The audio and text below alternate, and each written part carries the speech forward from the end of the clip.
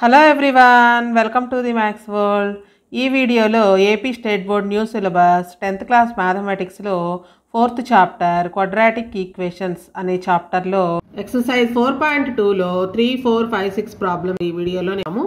Problem find two numbers whose sum is 27 and product is 182. Two numbers ఉన్నాయి. ఆ two numbers ని add చేస్తే 27 వస్తుంది, ప్రొడక్ట్ చేస్తే 182 వస్తుంది. ఆ టూ నెంబర్స్ ని కనుక్కోవాలి. సో మనకు టూ నెంబర్స్ తెలియవు కాబట్టి ఫస్ట్ నెంబర్ని ఎక్స్ అనుకుందాము.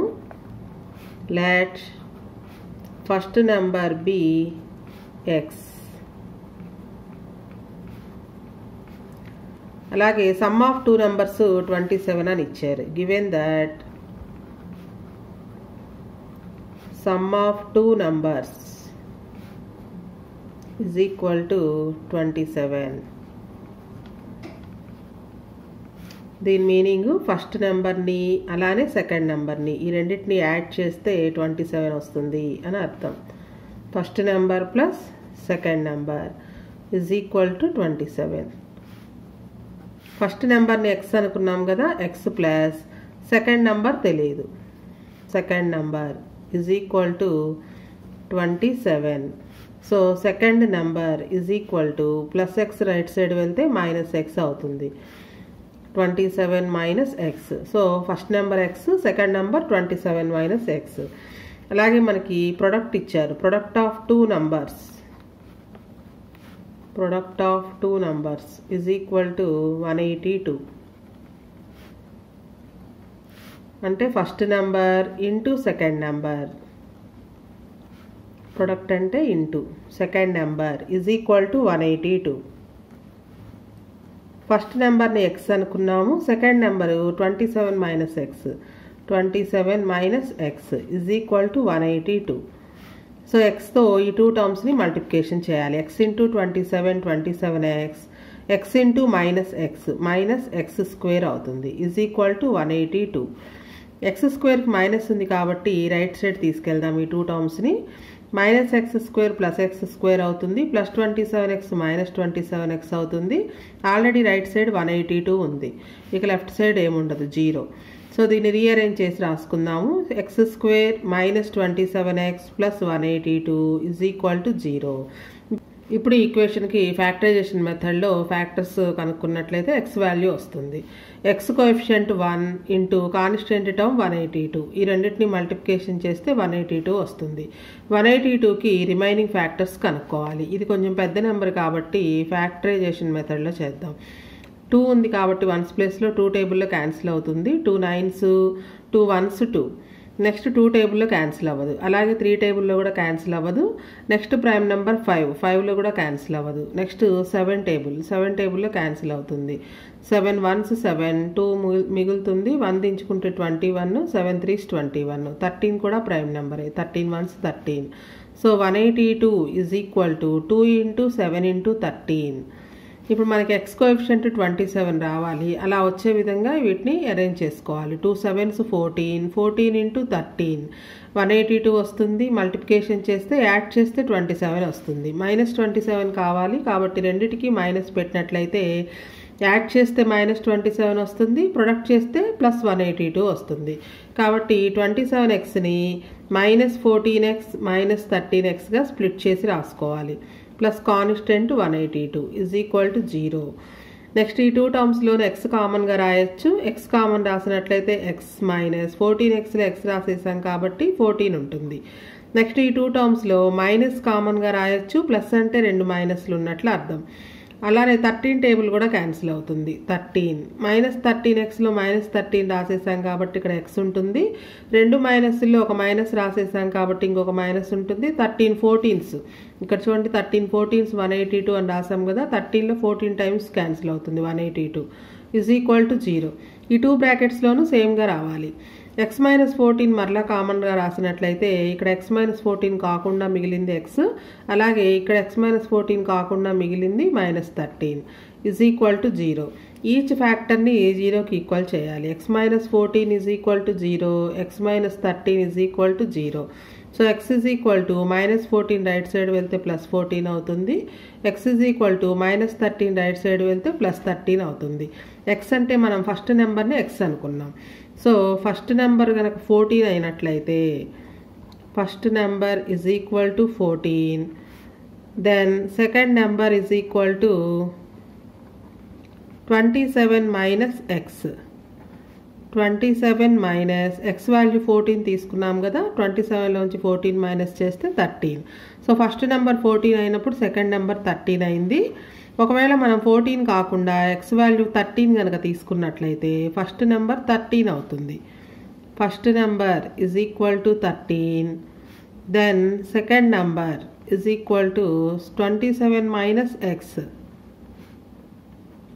ఎక్స్ అంటే ఇక్కడ మనం 13గా తీసుకున్నాం. 27 మైనస్ 13 14. సో 14 కనుక తీసుకున్నట్లయితే సెకండ్ నెంబర్ 13 అవుతుంది. లేదు ఫస్ట్ నెంబర్ 13 కనుక తీసుకున్నట్లయితే సెకండ్ నెంబర్ 14 అవుతుంది. So the two numbers is equal to 13, 14. ఎలా చూసుకున్నా ఆ టూ నెంబర్స్ ఒకటి 13 అవుతుంది, ఇంకొకటి 14 అవుతుంది. Next fourth problem. Find two consecutive positive integers sum of whose squares is 365. Consecutive అంటే మీనింగ్ తెలిసి ఉండాలి. కాన్సిక్యూటివ్ అంటే వరుస నెంబర్స్ని కాన్సిక్యూటివ్ అంటాము. అంటే ఒకటి 3 అయితే కనుక దాని తర్వాత నెంబర్ 4, ఈ రెండు కాన్సిక్యూటివ్ అవుతాయి. కాన్సిక్యూటివ్ ఎప్పుడు కూడా ఫస్ట్ దానికంటే సెకండ్ వన్ ఇంకొకటి ఎక్కువ ఉంటుంది. సో మనకి ఈ టూ నెంబర్స్ తెలియవు కాబట్టి ఒక నెంబర్ని ఎక్స్ అనుకుంటే దాని తర్వాత నెంబర్ x+1 అవుతుంది. ఈ టూ కాన్సిక్యూటివ్ నెంబర్స్ని స్క్వేర్ చేసి సమ్ చేస్తే కనుక 365కి ఈక్వల్ అంట. మనం ఒక ఈ క్వాడ్రాటిక్ ఈక్వేషన్ని ఫామ్ చేసి ఫ్యాక్టరైజేషన్ మెథడ్లో సాల్వ్ చేసినట్లయితే ఆ టూ పాజిటివ్ ఇంటీజర్స్ని కనుక్కోవచ్చు. సో మనకి టూ ఇంటీజర్స్ తెలియదు కాబట్టి ఫస్ట్ ఇంటీజర్ని ఎక్స్ అనుకుందాం. let first integer is equal to x. Second integer consecutive numbers కాబట్టి దానికంటే ఒకటి ఎక్కువ ఉంటుంది. Second integer is equal to x+1. మనకి ప్రాబ్లంలో sum of whose squares is 365 అని ఇచ్చారు. Sum of squares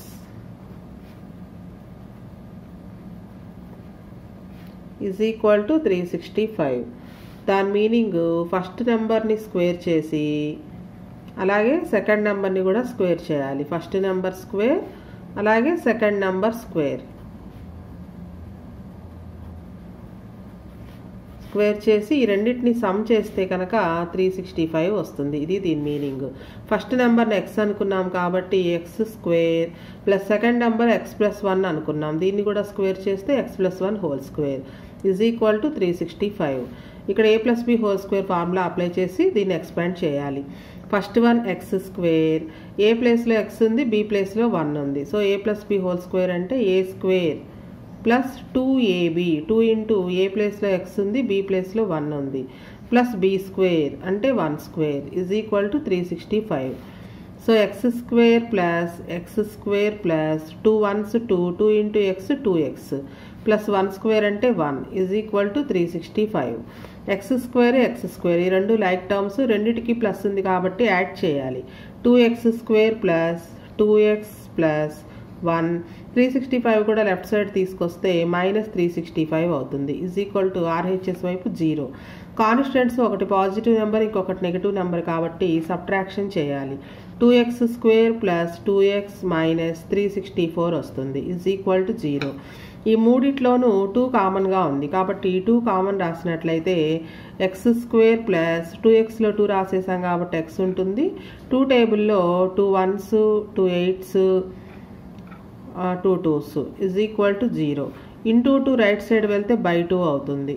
x² plus x minus 182 is equal to 0/2 అంటే 0 అవుతుంది.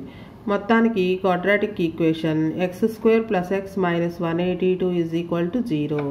ఇప్పుడు ఈ క్వాడ్రాటిక్ ఈక్వేషన్ని ఫ్యాక్టరైజేషన్ మెథడ్లో సాల్వ్ చేసి x వాల్యూ కనుక్కోవాలి. మిడిల్ టర్మ్ xని 2 టర్మ్స్గా స్ప్లిట్ చేయాలి. So x² coefficient 1, constant -182 is equal to multiplication చేస్తే -182 వస్తుంది. 182కి రిమైనింగ్ ఫ్యాక్టర్స్ రాసుకోవాలి. ఇది కొంచెం పెద్ద నెంబర్ కాబట్టి ఇలా మనం చేసుకోవాలి. 2 9s 2 1s ఆల్రెడీ ఇది ప్రీవియస్ ప్రాబ్లంలో చేసాం కదా, సేమ్ అలాగే. నెక్స్ట్ 7 టేబుల్లో పోతుంది. 7 1s 7 3s 13 1s. So 182 is equal to 2 into 7 into 13 దీన్ని మనం 14 × 13 అని రాసుకోవచ్చు. సో ఈ రెండింటిని యాడ్ చేస్తే 27 వస్తుంది, సబ్ట్రాక్షన్ చేస్తే 1 వస్తుంది. మనకు కావాల్సింది ఎక్స్ కోఎఫిషియంట్ 1 కాబట్టి సబ్ట్రాక్షన్ చేయాలి. 14లో నుంచి 13ని మైనస్ చేస్తే +1 వస్తుంది, మల్టిప్లికేషన్ చేస్తే -182 వస్తుంది. మనకు కావాల్సింది కూడా -182నే. సో ఈ ఎక్స్ని +14x -13xగా స్ప్లిట్ చేసి రాసుకోవాలి. Minus constant 182 = 0. ఫస్ట్ 2 టర్మ్స్లోనే ఎక్స్ కామన్గా ఉంది. ఎక్స్ ప్లస్ 14xలో ఎక్స్ రాసేసాం కాబట్టి 14 ఉంటుంది. నెక్స్ట్ ఈ 2 టర్మ్స్లోనూ మైనస్ కామన్గా ఉంది, అలాగే 13 టేబుల్ కూడా కామన్గా ఉంది. -13xలో -13 రాసేస్తే ఎక్స్ ఉంటుంది, మైనస్ కామన్గా రాసేసాం కాబట్టి ప్లస్ ఉంటుంది. 13 14s 182 ఇక్కడ రాసాం కదా. సో 13 14 టైమ్స్ క్యాన్సిల్ అవుతుంది 182లో = 0. ఈ 2 బ్రాకెట్స్లోనూ సేమ్గా రావాలి. మరలా x + 14ని కామన్గా రాసినట్లయితే ఈ బ్రాకెట్కి ముందున్న ఎక్స్, అలానే ఇక్కడ x + 14 కాకుండా మిగిలింది -13 = 0. ఈచ్ ఫ్యాక్టర్ని 0కి ఈక్వల్ చేయాలి. x + 14 = 0, x - 13 = 0. x +14 right side వెళ్తే -14 అవుతుంది, అలాగే x -13 రైట్ సైడ్ వెళ్తే +13 అవుతుంది. మనకి ఇచ్చింది పాజిటివ్ ఇంటీజర్ అన్నారు కాబట్టి x వాల్యూని 13గా తీసుకుంటాము. Given x is positive integer అంటే మనం అనుకున్న దాన్ని ఫస్ట్ ఇంటీజర్ని x అనుకున్నాము, అలాగే ఇది పాజిటివ్ ఇంటీజర్ అని మనకు ప్రాబ్లంలో ఇచ్చారు. సో x = 13 అంటే x అంటే ఫస్ట్ ఇంటీజర్ అనమాట. ఫస్ట్ ఇంటీజర్ = 13, సెకండ్ ఇంటీజర్ దీనికంటే ఒకటి పెద్దది, కాన్సిక్యూటివ్ నెంబర్స్ కదా. సో సెకండ్ ఇంటీజర్ = 13 + 1 అంటే 14. So the 2 positive integers are the 2 consecutive positive integers. Consecutive అంటే వరుస నెంబర్లు అని అర్థం. = 13, 14. Next, fifth problem. The altitude of a right triangle is 7 cm less than its base. If the hypotenuse is 13 cm, find the other two sides. మనకి ఇక్కడ right angle triangle ఇచ్చారు. Right angle ట్రయాంగిల్లో biggest side hypotenuse అంటాము. ఇది 13 centimetres ఇచ్చారు. అలాగే base కంటే కూడా ఆల్టిట్యూడ్ అనేది 7 సెంటీమీటర్స్ తక్కువ అంట. అయితే మీ రిమైనింగ్ 2 సైడ్స్ కనుక్కోవాలి. ప్రాబ్లంలో ఇక్కడ ఒక రైట్ యాంగిల్ ట్రయాంగిల్ అని చెప్పారు కాబట్టి ఒక రైట్ యాంగిల్ ట్రయాంగిల్ని డ్రా చేసుకుందాం. రైట్ యాంగిల్ ట్రయాంగిల్ పేరు ఏబిసి అనుకున్నట్లయితే కనుక let ABC be right angle triangle.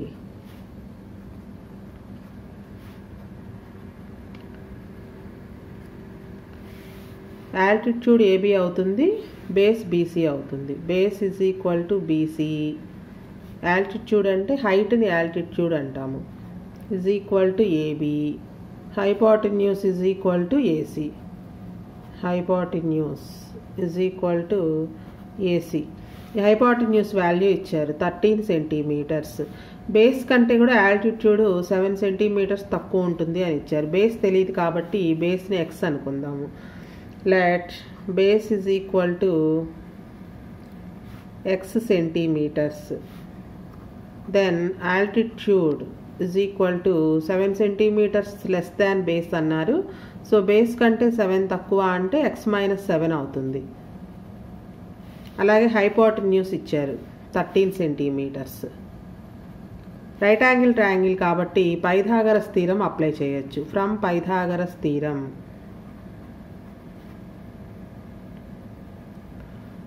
from Pythagoras theorem, side square plus side square = hypotenuse square.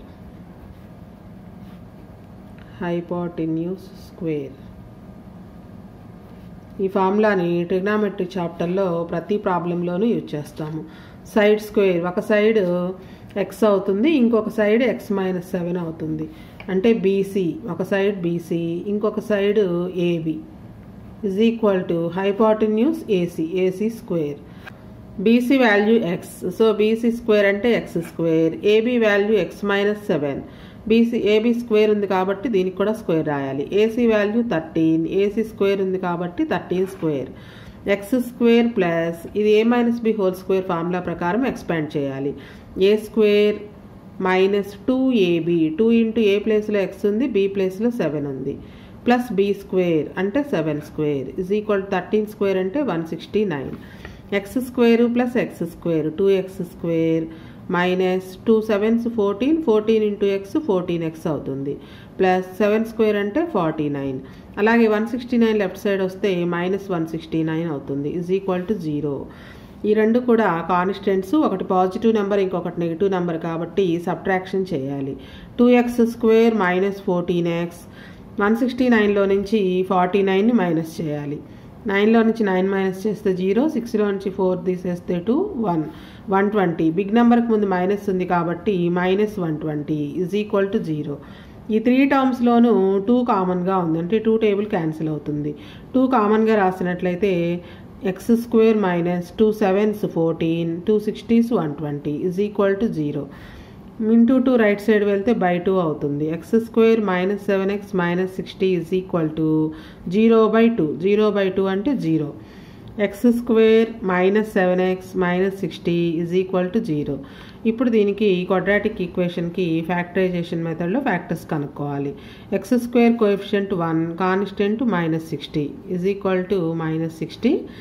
60కి remaining factors 2 30s 60, 3 20s 60, 4 15s 60, 5 12s 60, 6 10s are 60.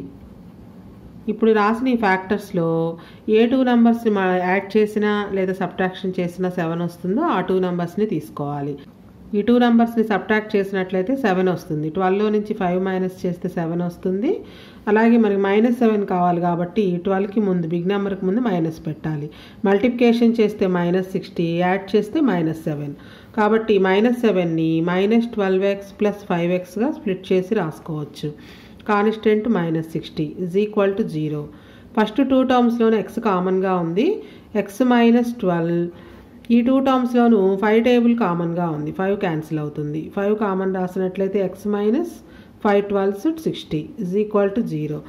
ఈ 2 మరలా కామన్గా ఉన్నాయి, x - 12 2 times ఉంది. ఇక్కడ x - 12 కాకుండా మిగిలింది x, ఈ టర్మ్లో x - 12 కాకుండా మిగిలింది +5 is equal to 0. x - 12 is equal to 0. x + 5 is equal to 0. x is equal to -12 right side వెళ్తే +12 అవుతుంది. x is equal to -5. x అంటే బేస్ని x అనుకున్నాము. బేస్ అనేది నెగిటివ్ నెంబర్ ఉండదు కాబట్టి బేస్ అనేది 12 సెంటీమీటర్స్ అవుతుంది. Base cannot be negative. Length of the side అనేది నెగిటివ్ నెంబర్ ఉండదు. So base is equal to 12 centimetres. అలాగే యాల్టిట్యూడ్ దీనికంటే కూడా 7 సెంటీమీటర్స్ తక్కువగా ఉంటుంది, అంటే 12 - 7 is equal to 5 centimetres. Next 6th problem. A cottage industry produces a certain number of pottery articles in a day. Pottery అంటే మట్టితో చేసినవి అనమాట. ఒక కాటేజ్ ఇండస్ట్రీ కొన్ని నెంబర్ ఆఫ్ పాటరీ ఆర్టికల్స్ని ప్రొడ్యూస్ చేస్తుందంట.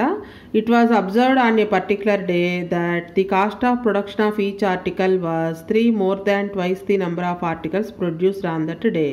ఒకరోజు ఒక పర్టిక్యులర్ డే రోజున ఆ రోజు ఎన్ని ఆర్టికల్స్ అయితే తయారు చేశారో వాటిని ట్వైస్ చేసి 3 యాడ్ చేసినట్లయితే ఎంత వస్తుందో కాస్ట్ అంత అవుతుందంటే ఈచ్ ఆర్టికల్కి. If the total cost of production on that day was 90, ఆ రోజు మొత్తం ఆ ఆర్టికల్స్ అన్నిటి యొక్క కాస్ట్ 90 రూపీస్ అయినట్లయితే find the number of articles produce and the cost of each article. ఆ పర్టిక్యులర్ డే రోజున ఎన్ని ఆర్టికల్స్ని తయారు చేశారు, అలానే కాస్ట్ ఆఫ్ ఈచ్ ఆర్టికల్ ఎంతో కూడా కనుక్కోవాలి. సో ఈ ప్రాబ్లంలో మనం 2 విషయాలు కనుక్కోవాలి. First the number of articles ఎన్నో కనుక్కోవాలి, కాస్ట్ ఆఫ్ ఈచ్ ఆర్టికల్ కూడా కనుక్కోవాలి. నెంబర్ ఆఫ్ ఆర్టికల్స్ తెలియదు కాబట్టి x అనుకుందాము. Let the number of articles is equal to x. అయితే కాస్ట్ ఆఫ్ ఆర్టికల్ గురించి మనకి ఇక్కడ ఇచ్చారు. It was observed on a particular day that the cost of production of each article was 3 more than twice the number of articles produced on that day. Number of ఆర్టికల్స్కి twice చేసి దానికంటే ఒక 3 ఎక్కువ అంట cost. Cost of each article was 3 more than twice the number of articles. Number of ఆర్టికల్స్ని twice చేసి దానికి 3 add చేస్తే కనుక కాస్ట్ అనేది వస్తుంది. So cost of each article is equal to number of ఆర్టికల్స్ని ట్వైస్ చేయాలి. నెంబర్ ఆఫ్ ఆర్టికల్స్ని ఎక్స్ అనుకున్నాము. ట్వైస్ చేయడం అంటే 2తో మల్టిప్లికేషన్ చేయాలి. 2x ట్వైస్ కంటే కూడా 3 మోర్ అంటే మోర్ అంటే యాడ్ చేయాలి 2x + 3. సో ఇది కాస్ట్ ఆఫ్ ఈచ్ ఆర్టికల్ అవుతుంది. నెక్స్ట్ మొత్తం ప్రొడక్షన్, ఆ రోజు మొత్తం ప్రొడక్షన్ యొక్క కాస్ట్ 90 రూపీస్ అని ఇచ్చారు. So total cost of production on that day is equal to 90 rupees అని ఇచ్చారు. సో కాస్ట్ రావాలి అంటే number of articles into cost of each article ఈ రెండింటిని మల్టిప్లికేషన్ చేస్తే కాస్ట్ అనేది వస్తుంది. So x into 2x + 3 is equal to 90. X అంటే నెంబర్ ఆఫ్ ఆర్టికల్స్, దీని యొక్క కాస్ట్, ఈ రెండింటిని మల్టిప్లికేషన్ చేస్తేనే మొత్తం కాస్ట్ అనేది వస్తుంది. ఎక్స్ని ఈ 2 టర్మ్స్ తోటి మల్టిప్లికేషన్ చేయాలి. x into 2x² plus x into 3x is equal to 90. 2x² + 3x + 90 left side వస్తే -90 అవుతుంది ఈజ్ ఈక్వల్ టు 0. ఈ క్వాడ్రాటిక్ ఈక్వేషన్కి ఫ్యాక్టరైజేషన్ మెథడ్లో ఫ్యాక్టర్స్ కనుక్కోవాలి. x² కోఎఫిషియంట్ 2 -90 ఈ రెండింటిని మల్టిప్లికేషన్ చేయాలి. -180 వస్తుంది. 180కి remaining factors 360s 180, 445s 180, 536 are 180, 630s 180, 7 టేబుల్లో పోదు, 8 టేబుల్లో పోదు, 9 టేబుల్లో 920s 180, 10 టేబుల్లో 1018s 180, 12 టేబుల్లో 1215s 180. సో ఇప్పుడు మనం రాసిన ఈ ఫ్యాక్టర్స్ అన్నిట్లోనూ ఎక్స్ కోఎఫిషియంట్ 3 ఉంది కాబట్టి యాడ్ చేసినా లేదా సబ్ట్రాక్షన్ చేసినా 3 వచ్చేది చూసుకోవాలి. ఇవన్నీ పెద్ద నెంబర్లు కాబట్టి ఇవి చూద్దాము. 15 - 12 3 వస్తుంది. +3 కాబట్టి బిగ్ నెంబర్కి ముందు ప్లస్, స్మాల్ నెంబర్కి ముందు మైనస్ పెట్టినట్లయితే మల్టిప్లికేషన్ చేస్తే -180, యాడ్ చేస్తే +3 వస్తుంది. కాబట్టి 2x² ఈ 3xని +15x - 12xగా స్ప్లిట్ చేసి రాసుకుంటాం. -90 ఈజ్ ఈక్వల్ టు 0. ఫస్ట్ 2 టర్మ్స్లోనూ కామన్గా x మాత్రమే ఉంది. x కామన్ రాసినట్లయితే 2x + 15xలో x రాసేసాము, 15 ఉంటుంది. ఈ 2 టర్మ్స్లోనూ మైనస్ కామన్గా ఉంది, 6 కామన్గా వస్తుంది. 6 2s అలానే x, అలాగే మైనస్ కామన్గా రాసాం కాబట్టి ప్లస్ ఉంటుంది. 6 15s 90 ఈజ్ ఈక్వల్ టు 0. 2 బ్రాకెట్స్లోనూ సేమ్గా రావాలి. 2x + 15 2 సార్లు ఉంది కదా, కామన్గా రాసినట్లయితే ఇక్కడ 2x + 15 కాకుండా మిగిలింది x, అలానే ఇక్కడ 2x + 15 కాకుండా మిగిలింది -6 ఈజ్ ఈక్వల్ టు 0. ఈచ్ ఫ్యాక్టర్ని 0కి ఈక్వల్ చేయాలి. 2x + 15 is equal to 0, x - 6 is equal to 0.